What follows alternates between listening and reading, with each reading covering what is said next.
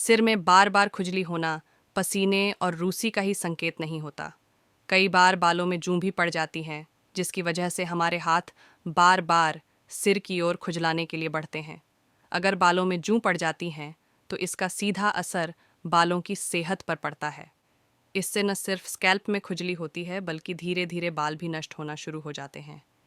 यही नहीं, कई बार हमें इनकी वजह से दूसरों के सामने शर्मिंदगी का पात्र भी बनना पड़ता है। बालें से जूं हटाने के लिए रेगुलर शैम्पू और कंडीशनर काम नहीं करते, इसलिए आप चाहें तो कुछ घरेलू उपायों का सहारा ले सकती हैं। चलिए जानते हैं सिर से जूं भगाने के दमदार उपाय। जूं एक प्रकार की परजीवी है जो इंसान के रक्त पर जीवित रहती है। यह आम तौर पर स्कूल में पढ़ने वाले बच्चों से लेकर वयस्कों में आराम से फैल सकती है।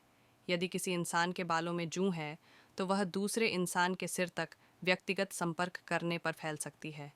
यह रातों रात अपने असंख्य अंडों लीख को पैदा करने के लिए जानी जाते हैं। इनकी वजह से सिर में बुरी तरह से खुजली होती है। जब सिर में ढेर सारी झुर्रियाँ पड़ जाएं तो एंटीबैक्टीरियल और एंटीसेप्टिक नियम की शक्ति पर भरोसा करें। एक कप नीम की पत्तियों को उबालें और पेस्ट बना लें। इसे अपने बालों पर लगाएं और 2 घंटे के लिए छोड़ दें। फिर इसे गर्म पानी से अच्छी तरह से धो लें। नीम में एक प्रकार का कीटनाशक पाया जाता है जो जूं को खोपड़ी पर प्रजनन करने से रोकता है। जैतून के तेल से जूं का दम घुटने लगता है और वह रातों रात खत्म हो जाती है, लेकिन इसे रात भर बालों में लगाया जाना चाहिए। बालों में तेल लगाकर शावर कैप पहनने से ये घंटों तक सांस नहीं ले पाती और मर जाती हैं। दूसरे दिन इन्हें सिर से निकालने के लिए कंघी करनी होगी। तो चलिए अब जानते हैं इसका उपचार के बारे में। उपचार क्या है? बाल में जुएं छोटे कीड़े होते हैं जो मानव सिर में मौजूद होता है और ब्लड फीड करते हैं। यह स्थिति खराब स्वच्छता या अशुद्ध रहने की स्थितियों के कारण होती है, लेकिन यह ज़्यादातर प्रत्यक्ष संपर्क से व्यक्ति तक फैलती है। जूं अक्सर उन बच्चों में देखा जाता है जो खेलने के दौरान किसी के साथ संपर्क में आते हैं या अन्य लोगों के साथ किसी अन्य प्रकार के घनिष्ठ संपर्क होते हैं। आप सिर में खुजली और लाली का अनुभव करेंगे। वे वास्तव में हानिकारक नहीं हैं, लेकिन बहुत परेशान करते हैं। अगर समय एक साथ सिर के जुएं का पता लग जाता है तो इसे घरेलू उपचार के साथ ठीक किया जाता है। अगर घरेलू उपचार काम नहीं करते हैं तो उनसे छुटकारा पाने के लिए कुछ अन्य दवाएं उपलब्ध हैं। तो चलिए अब बात करते हैं जू का सिर में होना आखिर क्या संकेत देता है। तो आपको बता दें कि जब भी सिर में जू होती है तो ये नकारात्मक शक्ति का प्रतीक होता है और साथ ही आपका कुछ बुरा भी हो सकता है। इससे बचने में लिए आपको बालाजी जी महाराज की शरण में जाना चाहिए। इससे बहुत कृपा होगी। रात को सोने से पहले अगर यह कच्चा लहसुन आप चबा लेते हैं तो जो फायदे होंगे वह आपके दिमाग को घुमा के रख देंगे। जी हाँ दोस्तों, आज का वीडियो बहुत ही ज़्यादा खास होने वाला है और साथ ही कच्चे लहसुन के फायदे आपको बताने वाला हूँ जो आपके दिमाग को घुमा कर रख देंगे।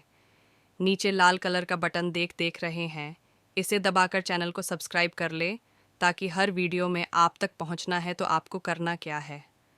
अगर आप लोग नियमित रूप से रात को सोने से पहले कच्ची लहसुन का एक कली चबाकर सो जाते हैं बिना पानी पिए, तो जीवन में आपको कभी भी सर्दी जुकाम का सामना नहीं करना पड़ेगा। अगर आपको टुकड़ों में बुखार आता है, थोड़े थोड़े दिनों के अंदर भूखार रहता है और यह तरीका आजमा लेते हैं, तो आपको कभी भी टाइफाइड, मलेरिया, डेंगू, चिकनगुनिया नहीं होगा। इस तरीके को आजमाने के बाद आपके शरीर के अंदर को रोग प्रतिरोधक क्षमता बढ़ेगी, प्लेटलेट्स बढ़ेगी। अगर महिला है और से इन दोनों के लिए क्या खाए होंगे वह मैं बताने वाला हूँ।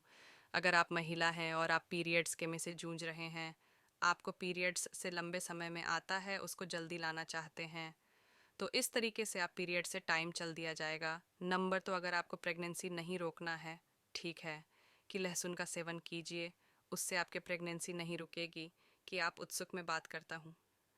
तो अगर आप लोग एक कच्ची लेकर उसके ऊपर थोड़ा सा शहद डालकर रात को खाकर सोते हैं तो इससे आपके शुक्राणुओं की संख्या बढ़ते हैं, आपकी ताकत बढ़ती, स्ट्रेंथ बढ़ता है, स्टेमिना बढ़ता है, उस बिस्तर पर टाइम उजाड़ने की शक्ति बढ़ती है। लहसुन हमारे स्वास्थ्य के लिए बहुत बहुत बहुत लाभदायक, क्योंकि इससे से रोगों से लड़ सकती है जो आप सोच भी नहीं सकते। आज मैं लहसुन के बारे में थोड़ी सी डिस्कशन करूंगा जो कि आपके स्वास्थ्य के लिए बहुत ज़्यादा ज़रूरी है।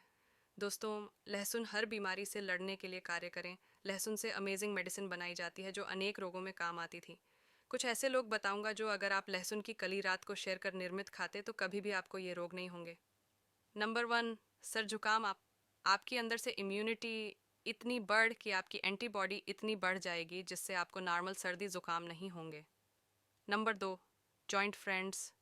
इस शरीर में घुटने दर्द, कमर दर्द, हाथ पैर दर्द, जितने भी दर्द होते न तो इससे जॉइंट को बहुत ज़्यादा मजबूत करती है, जिससे आपको बुढ़ापे में यह जॉइंट दर्द की तकलीफ़ नहीं झेलना पड़ेगा। लहसुन के बारे में अगर मैं कहूँ तो यह कैंसर तक को ख़त्म करने की क्षमता रखती है। ऐसा साइंटिस्टों ने ही कहा है कि अगर आपको कैंसर तो खो जाता है और लहसुन अगर आप नियमित रूप से सेवन करते तो कैंसर से लड़ने की शक्ति भी लहसुन के अंदर पाई जाती है।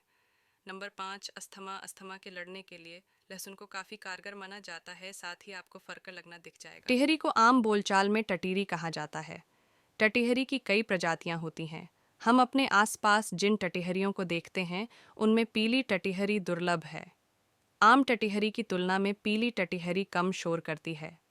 भारत में मुख्यतः इस पक्षी की 7 प्रजातियां देखी जाती हैं, जिनमें 4 प्रजातियां ज़्यादा दिखाई देती हैं। पीली टटिहरी शुष्क घास वाले मैदानों में, सड़कों के साथ हरित पट्टी पर व खुले जंगलों में देखी जा सकती है। यह पक्षी जोड़े में या छोटे समूह में ज़मीन पर देखा जा सकता है। यह लगभग संपूर्ण भारत में पाई जाती है। यह पक्षी जमीन पर ही रहता है। यह कुदरत की किसी बनावट का परिणाम है कि टिटहरी पेड़ों पर नहीं बैठती है। यह घोंसला भी जमीन पर मिट्टी खोदकर बनाती है। इसका मुख्य भोजन छोटे कीड़े, दीमक व जमीन पर पाए जाने वाले छोटे कीट होते हैं। रात को जागती है टिटहरी। आपका साथी यह पक्षी रात के समय भी जागती है तथा भोजन भी करता है। इस पक्षा प्रजनन का समय अप्रैल से जून महीने में होता है। यह पक्षी 3 से 4 तक अंडे देती है। यह भी देखने में आया है कि कई बार इस पक्षी के एक भी चूजे ज़्यादा नहीं बच पाते हैं। घोंसला ज़मीन पर होने के कारण घास चरने वाले पशुओं के पैरों से इनके अंडे नष्ट हो जाते हैं। किसान जब खेतों में जुताई करते हैं तो भी इनके अंडे टूट जाते हैं। कुछ घंटों में ही चलना शुरू कर देते हैं। चूजे नर व मादा दोनों अंडे सेते हैं। अंडों से चूजे निकलने के कुछ ही घंटों बाद चूजे चलने लगते हैं। बिल्ली भी चूज़ों का शिकार कर लेती है। चूज़ों के निकलने के बाद नर व माता चूज़ों को गहरी घास, जहाँ से आसानी से शिकारी की नज़रों से बच सके, वहाँ ले जाते हैं। सुरक्षा का पूरा ध्यान रखा जाता है। जब खतरा होता है तो नर व मादा तेज शोर कर चूज़ों को सचेत कर देते हैं और चूज़े गहरी घास में छुप जाते हैं। धीरे धीरे इस पक्षी की संख्या कम होने का कारण खाली ज़मीन का प्रयोग भी है। आज हम आपको एक ऐसे अद्भुत पक्षी के बारे में बताने जा रहे हैं कि जो कभी पेड़ों पर नहीं बैठता है।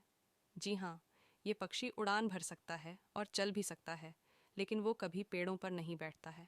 इतना ही नहीं, ये खास पक्षी अपना घोंसला तक खेतों और झाड़ियों में बनाता है। चलिए आपको बताते हैं कि ये पक्षी किस प्रजाति का है और कहाँ पाया जाता है। दुनिया के ज़्यादातर पक्षी पेड़ों पर घोंसला बनाते हैं या फिर ऊंचाई पर रहना पसंद करते हैं, परंतु टिटहरी एक ऐसा पक्षी है जो हमेशा ज़मीन पर रहता है। कभी किसी पेड़ पर अथवा बिजली के तार पर नहीं बैठता। ये पक्षी मुख्य रूप से एशिया में पाया जाता है। साथ ही इसे आसानी से झील या नदी के किनारे या फिर मैदानों में देखा जा सकता है। आम भाषा में इस पक्षी को टिटोनी या टिटिहरी के नाम से पुकारा जाता है। दरअसल टिटिहरी के पंजों में 3 उंगली आगे की तरफ होती है, पीछे कोई उंगली नहीं होती, जिसके कारण किस भी पेड़ की टहनी पर ये अपनी ग्रिप नहीं बना पाता है। वजह से ये कभी पेड़ों पर नहीं बैठता है।